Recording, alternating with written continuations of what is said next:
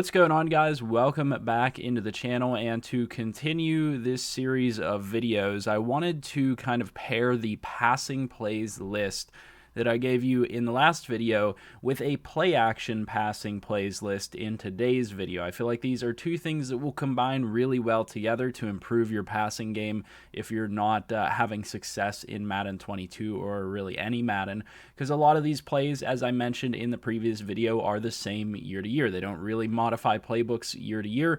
They don't really make the playbooks reflect real life as well as they could.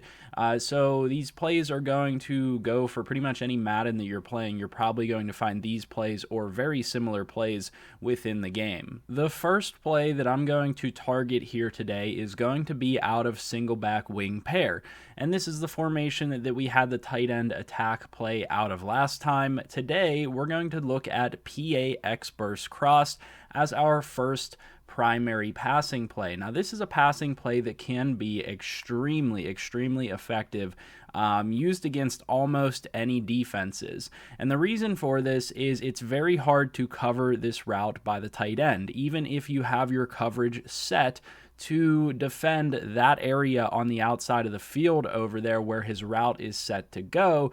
More often than not, the coverage over there is going to get confused by this route combination. The reason being is that the running back is going to leak out of the backfield and attack the flat, and your primary receiver is going to run a route that is going to confuse coverages over top and draw a lot of space for the tight end to get open. Let's go ahead and run this one time so you guys can see exactly what I'm talking about. So you can see Tanyan kind of got stuck there. I'm not sure exactly what happened. We'll view that on replay, but ultimately you end up with a very large gap on that side of the field for you to target every single time with your tight end. On replay here, we can see that our tight end kind of gets shoved off of his route in coverage by those linebackers, so that's kind of what's going on there and causing that issue. But nonetheless, I have no trouble rolling away from the offensive and defensive line where there's going to be any amount of pressure. You really don't even have to do this. There's a pretty clean pocket there up until the last second, but nonetheless, I'm here in a very clean open space. I have time to set my feet on this throw almost every single time, and the tight end is going to break open coming across to the sidelines. You guys can see that the coverage completely vacates this section of the field, and this is the result that you can expect to see most of the time. So this linebacker goes to drop back into a purple zone, reads the running back, comes down and takes the running back in the flat. Vice versa, you can get it where the coverage will drop back hard and attempt to cover this pass. They still never cover this pass all that well, and your running back can end up wide open coming out of the backfield here for a free 5 to 10 yards, potentially a free first down.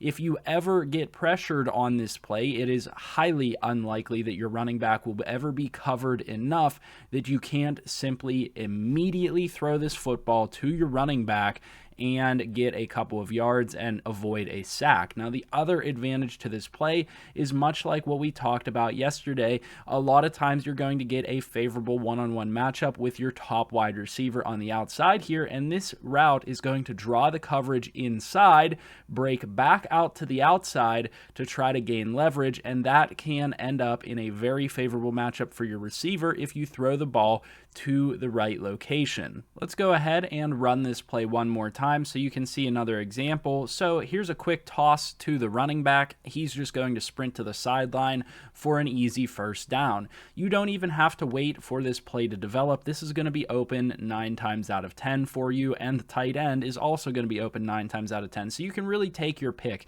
It creates a massive coverage conflict for anybody on that side of the field. A good user can sprint across the field, but if I have a solid tight end, I'll take that matchup any day. Likewise, they can't cover both the running back coming out into the flat on this play and the tight end attacking the sideline. It's extremely difficult to defend. It's probably the play action play that I've had the most success on in the past few years within Madden, and I feel like it's not that widely known. I could be wrong, but this is a play that I feel like I don't even see a lot of opponents running very often, even though it is so easy to get big chunks of yardage with this play action play. Next up, I'm going to talk about a handful of plays that are very similar to each other. This is going to be the grouping of plays called play action boots and play action slides. I don't feel like I see people running these enough. Now, if you have a pocket style quarterback, you're going to probably be a little bit less effective at running these plays, but nonetheless, it doesn't hurt to still mix these in to your playbook, because whenever they can sit back there and dial in their defensive ends to just pressure the quarterback out of the pocket, that makes things much easier for the defense. You want to keep the defense on their toes, and a good way to do that is to design plays that get your quarterback out of the pocket and away from the pressure. So a lot of these PA boot plays, PA slide plays are going to do a really good job of attacking opposing defenses and getting guys open for your team. One good example of this here is going to be out of gun doubles halfback week. This is the PA read play. Let's go ahead and show you guys the PA read play out of this and why this is going to be effective. You can already see, and I hope you can see, that you're going to have a couple of the best possible routes for you on this play. The tight end, for example, is going on a very, very similar route to what we just ran out of our previous play action play. So our tight end is very hard to cover coming across the field. Ultimately, though, the strength of this play is that on the left side of the field for the play art there, you can see that your square receiver, your slot receiver who is triangle, and your tight end X are all attacking different phases of the sideline, which means that ultimately at least one of these options is going to be open on any given play that you run here. And the reason for that is they're not going to have 3 people in zones covering the sideline. Most times coverages are going to have 2 people. It's either going to be a deep blue zone and a hard flat, or it's going to be a purple zone and a deep blue zone. Either way, one of these players is more than likely going to be open on every single play. This is like a 99% chance. So let's go ahead and run this play one time so you can see. The flat gets open there. You're going to be able to pick up a couple of yards. Now let's go ahead, run it one more time so we can see, there we go, the tight end springs open coming across the field. It is extremely hard to defend this play, and we've also talked about the effectiveness of that comeback route on the outside in our previous video. Getting a one-on-one matchup with your best receiver on a comeback route, especially if they're playing off coverage, can be really, really powerful for your offense. So you're getting 3 automatic routes here that are going to give you attacks to the left side of the field, or if you flip this to the right side of the field, either way, you're attacking the sideline and you're going to find a hole in whatever coverage they are running. To summarize that, though, the point of this play is that this play is, again, one that I want to talk about that does not have any negative routes, any routes that are useless. You have a good chance of any single target that you have on this play getting open without you having to do a whole lot of effort on the offensive side of the ball. And that's what I like so much about this play,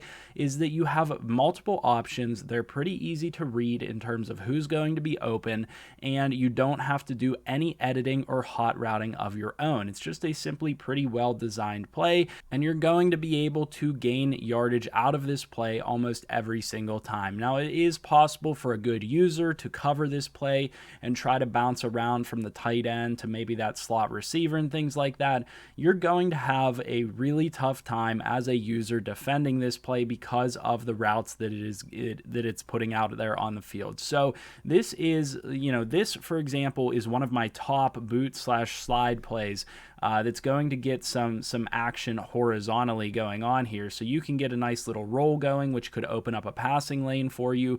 But what I also wanted to talk about in this category are those boot plays that get your quarterback moving outside of the pocket directly. Here is just one example of many. This is the PA boot slide left, I believe that it is called. This is just going to be accessed by selecting the PA boot plays or the PA slide plays within your playbook. These plays are extremely effective because they get the quarterback sliding outside of the pocket, booting outside of the pocket, away from any potential danger. So you can see that that D end is pressuring me, but as soon as I get out here, I'm not under threat. I have a clean lane to throw to either of these receivers. You're probably going to need a decent enough quarterback to make this throw on the run so that he can turn his hips and whip that ball downfield, but you can see the 2 players coming across the field are both going to be open and both going to be very difficult to cover. A user is not going to be able to cover both of these. If you have an effective run game, you definitely want to make sure you're mixing in these play action plays, because this is going to be very difficult for a defense to read, very difficult for a defense to stop. And again, you don't have to do a lot on your side in order to make these plays work, or in order for your offense to incorporate these effectively.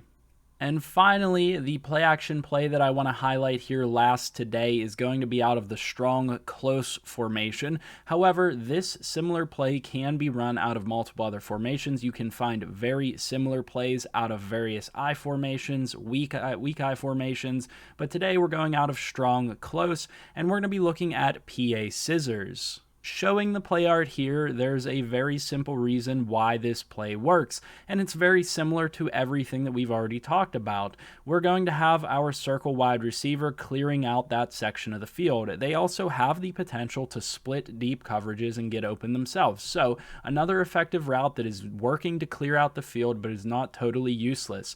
The advantage of that, though, is that circle receiver is going to attempt to clear out some defenders, and then you're going to have two players, both your fullback and your tight end, attacking the sideline on this play. This is going to make it very difficult, like a lot of the plays that we've already shown you, for any coverage to effectively stop this. The fullback is going to be attacking the flat, and the tight end is going to be attacking the sideline about 10, 15, maybe 20 yards up the field. So we're going to go ahead and run this one time and show you how easy it is to get open with this play and maybe go score a touchdown. This is a great way to get your tight end involved, but the other thing that I like about this play is that teams are going to start adjusting to cover your tight end, and this is a really good way to get your fullback involved in the game. So if this guy drops back in coverage over here, the fullback is going to be wide open, leaking out of the backfield.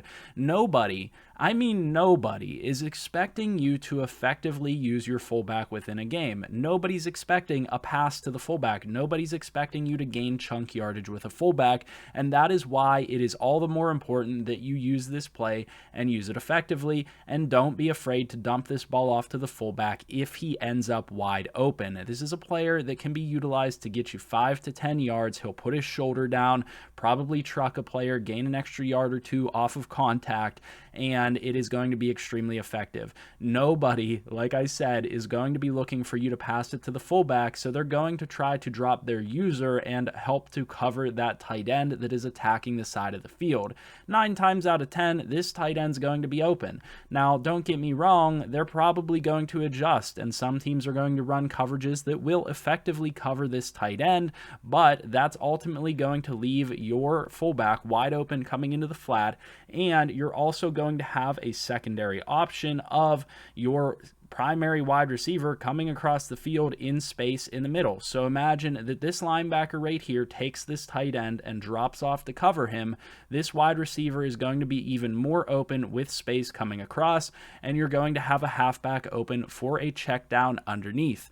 You're going to have a lot of options on this play, and more than likely you're going to have more than one of them open. And again, you don't have to do anything to adjust this play yourself. You're going to automatically have receivers open for passes out of this play. Here's a fantastic example of a play where I see the blitz coming. I know that my fullback's probably going to be open coming out of the flat, and he goes and picks me up 15 yards. I don't care that that's my fullback. I don't care who's getting me 15 yards, as long as somebody's getting me 15 yards. And if they're going to leave a man wide open, yeah, he's probably one of the slowest players on your team. Yeah, he's probably not all that skillful of a player. He's not going to make a move or anything like that. If you're worried about him fumbling, run it out of bounds right there and pick up the easy first down.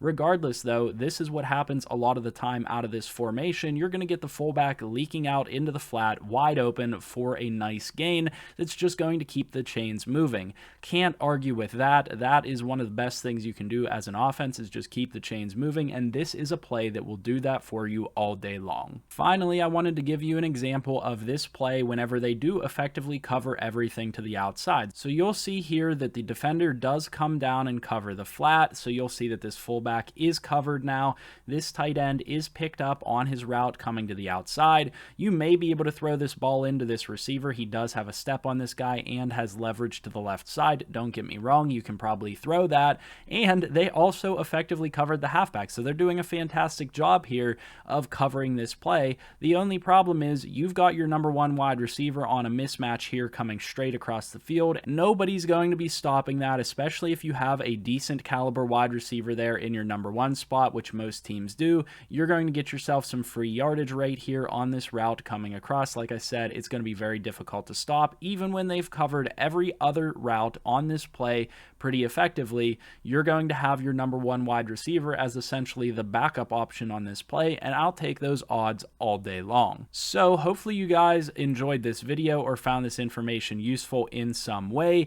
As you guys can see, these are some plays that are going to be very effective in improving your passing offense, and they're going to only be made that much more effective whenever you incorporate your running game and improve the other areas of your game. So make sure that you guys know where these plays are within your playbook. Make sure you guys know how to access them and know what they are, so that if they do pop up in coaching suggestions or whatever you might be playing with, that you select those and take advantage of the yardage that they can get you. Hopefully this information was valuable to you. If it was, make sure you leave a like down below, subscribe to the channel if you're new, and as always, leave those comments. All of that good stuff, leave that down below. And as always, I hope you guys have a good one, and I'll see you guys in the next video.